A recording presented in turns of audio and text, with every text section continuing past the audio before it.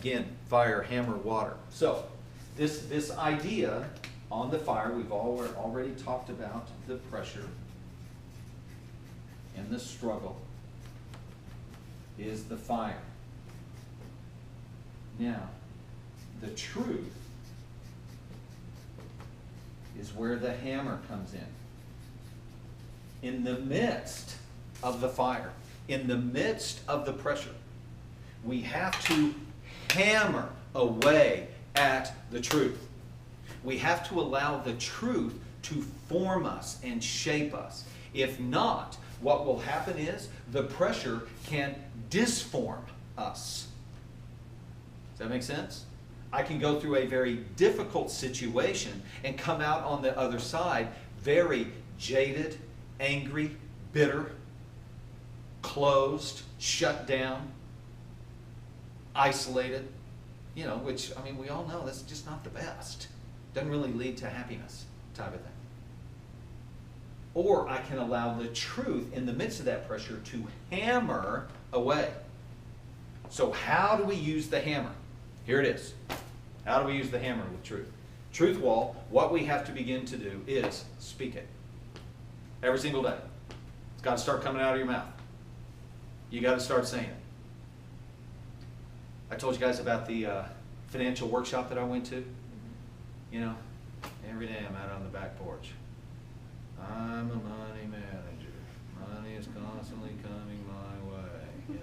It begins with words coming out of my mouth that don't connect to a belief system or an emotion inside of me that this is real. It's capital T truth, but I don't believe it yet. So what I have to do is I have to hammer my brain with the new truth every single day. Because I promise you, for years, you have been getting hammered with negative thoughts that over time have shaped your brain. So now that we have 1 or 2 or 3 or 4 truths on your truth wall, now it's important for you on a daily basis to stand up and begin speaking these words of truth over yourself. Okay? I am, take this word of, I'm patient. Okay, I'm rational. And I'm just going to expand on that thing. I am patient. I am rational. I don't jump to conclusions. I look for the best in every situation rather than just accepting the worst. I don't get carried off with emotion. This is who I am. You kind of build on that truth and begin to speak it over yourself more and more and more. I am capable. When difficult things come up, when I'm looking at my company, when I'm looking at all the responsibilities that I have, I am capable of doing this. I rise to the occasion. I meet the challenge. I am that guy. I am that woman.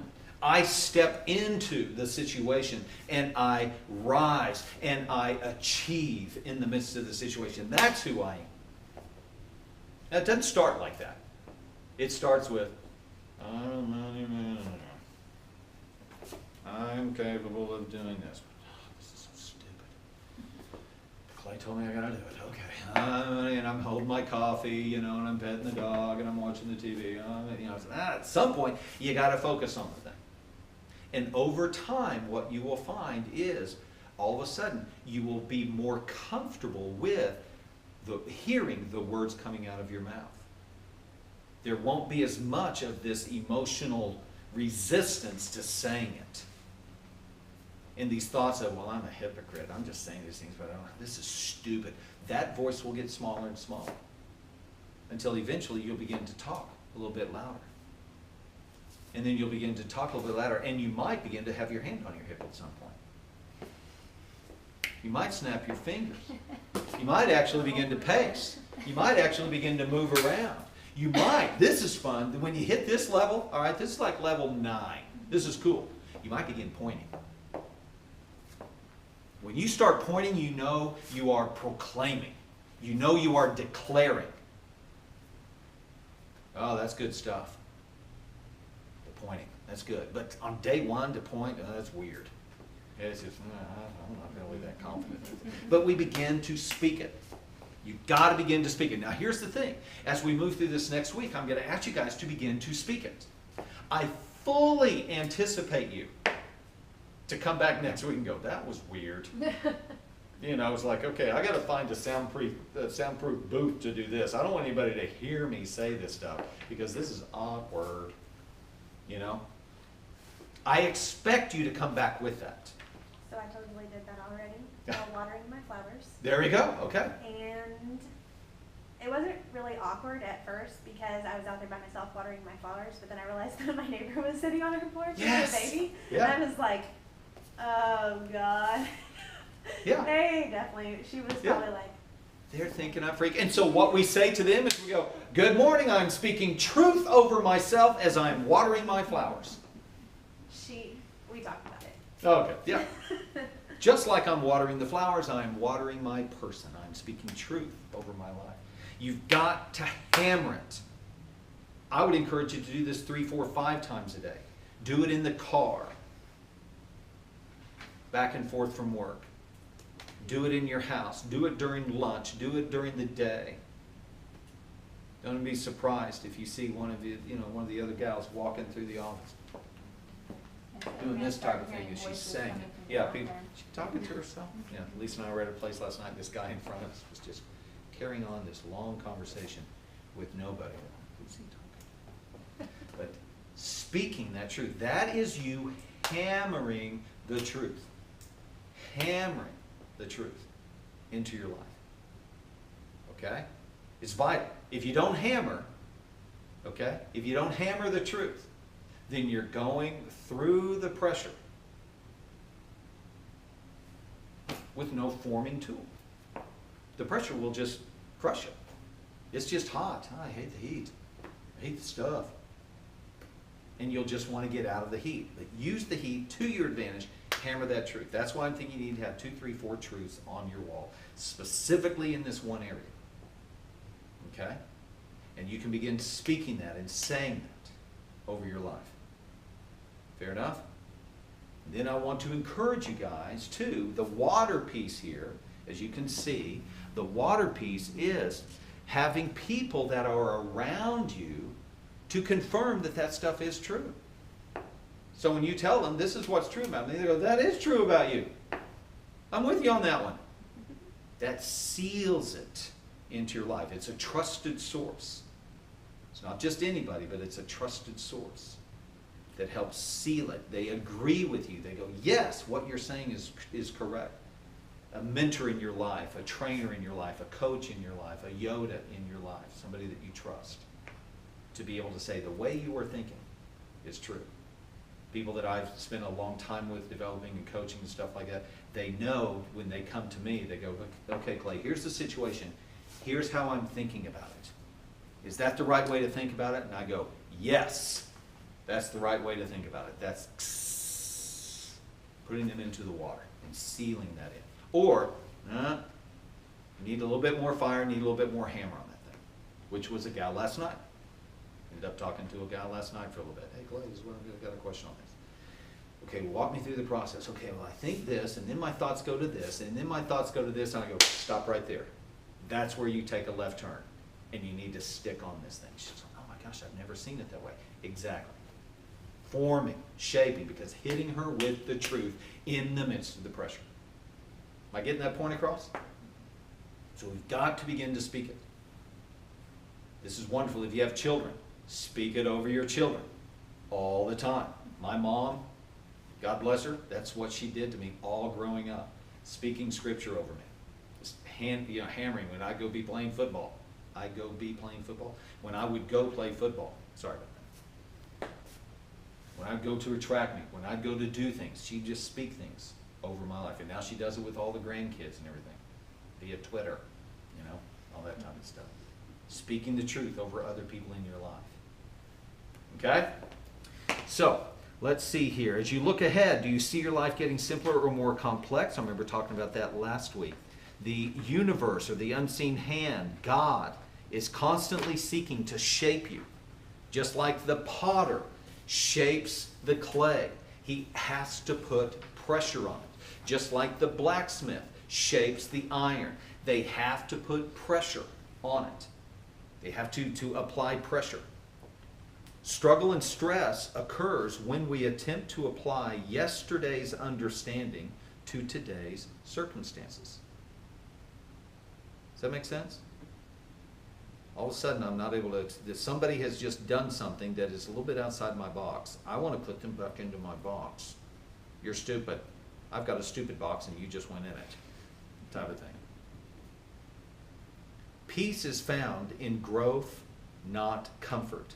The world is not against you. The world is calling you to grow and expand your perspective. You have to hammer into your brain the truth. Every day, consistently. Hammering.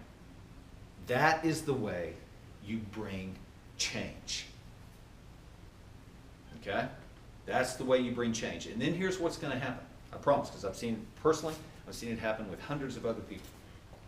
Now you're going through the day. And something happens. And your old way of thinking is going to, that old habit is going to want to kick in into thinking, I'm not capable. I don't know if I can do this. But because you have been hammering the truth on a daily basis, you'll go, ding, wait a minute. You'll recognize the lie when it comes. You'll just catch it. As soon as it comes into your head, you go, wait a minute, that's not true. That's beautiful. That's a beautiful step. Because most of the time right now, when those lies come in, we quickly agree with it. Yeah, that's right. It's the way it's always been. It's always been that way, probably always be that way. And then when it is that way, we go, yeah, there it is. And that proves my theory. It's the way it's going to be. But now when you begin to speak, when those thoughts begin to come into your brain, you will catch them. And you can do cartwheels. Whether or not you're able to hold on to that thought in the midst of pressure or not, you will catch it. You will catch the negative thought. That's a big step to catch it. And then we can begin to, okay, now what am I going to do in place of that thought? I've got to get rid of it, but I've got to put something else in. And most people will just do the very best they can to get rid of the thought. I got to stop thinking like that. I got to quit thinking like that. Man, there I go thinking like that. I got to quit the stinking thinking. I've got to quit thinking like that. Okay, that's great, but what are you going to think? I don't know, but I can't think that. That's just not going to work. You've got to replace it with something. And we're going to replace it with truth. So how do you change your perspective on someone that drives you nuts or something that frustrates you? The first step is to have the acceptance to actually be willing to agree that there is an ultimate you that is being fashioned. And you're not the one in complete control of this process. If it was left up to me, I'd want it to happen this afternoon. Let's go ahead and get that thing done so I can move on down the road. It doesn't work like that. Acceptance will allow you to see purpose in the pressure. And purpose, guys, this is a great little process here. Purpose will always lead to meaning. If I can see the purpose in it, if I know there is purpose, it'll bring meaning. Meaning will lead to perspective. Perspective will lead to motivation, and motivation will lead to action. Now, all of a sudden, there is movement in my life. Action leads to momentum in my life. Momentum leads to fulfillment, and on and on and on. Fair enough? Let's see here. This is a universal process. Purpose provides meaning. Meaning changes perspective. Perspective creates motivation. Motivation provides movement. Love that. So, now comes the critical time for action steps. What are specific action steps that you are going to do with what you have learned today? You're going to take a moment. We need some music. Okay, so when you edit this, just put music in here. Something, a little girl from Ipanema or something. Dun, dun, dun, dun, dun, dun, dun. While you guys are thinking, what is going to be your action step? Is it going to be finishing the truth wall? Is it going to be getting the truth wall out of your head and out of your notes and actually up on a wall, actually up someplace? Because that's the goal. Get it up someplace. Is your action step to tomorrow at 6:30 in the morning or 7 in the morning to go out on the back porch and begin the hammering? Is it to do that later on this afternoon? Again, every good goal has to have a time frame. You got to be able to measure the thing. Don't just, I want to encourage you not to say, I'm going to start speaking it, okay? When are you going to start speaking it? What are the action steps that you're going to take? If we don't provide action, then we are not aligning with the truth. I'm still kind of thinking about what Clay said. Okay, that's fine. Think about it. But at some point, we've got to move from thinking to acting on this.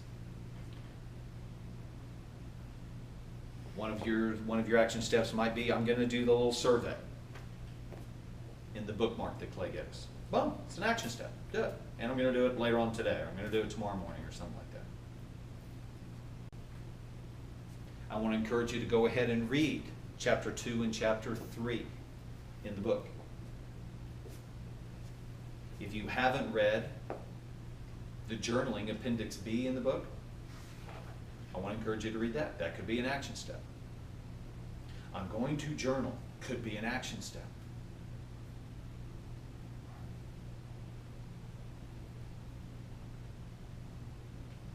I know that I'm going to be meeting with this person coming up this week. And I know that when I meet with this person, these thoughts are going to come up inside of my head. So between now and then, I'm going to get built up in the truth. So I can go into that time with that person built up with the truth. Because I know this stuff's going to come up. Because it always does. And I want to be built up in the truth so when it comes, I can use the wall of truth as a protection and a perspective to help me succeed in that situation. Okay? Action steps. Gotta love it. What I'm going to be doing this week is I'd like to send you guys an email with an attachment on it that is going to, one of the attachments is going to be a list of Bible verses of truth about you. It's a list, it's a 2-page list that my mom gave to me back in the late 70s. Okay? I've had it that long. If you want to use this, every single one of them won't apply, but you might find 1 or 2 of them. You go, oh, that's a good one right there. I'm going to go with that one. Okay? If you don't want to do the Bible verses, that's fine. Wad it up, throw it away. Okay, that'll be fine too. It's your call.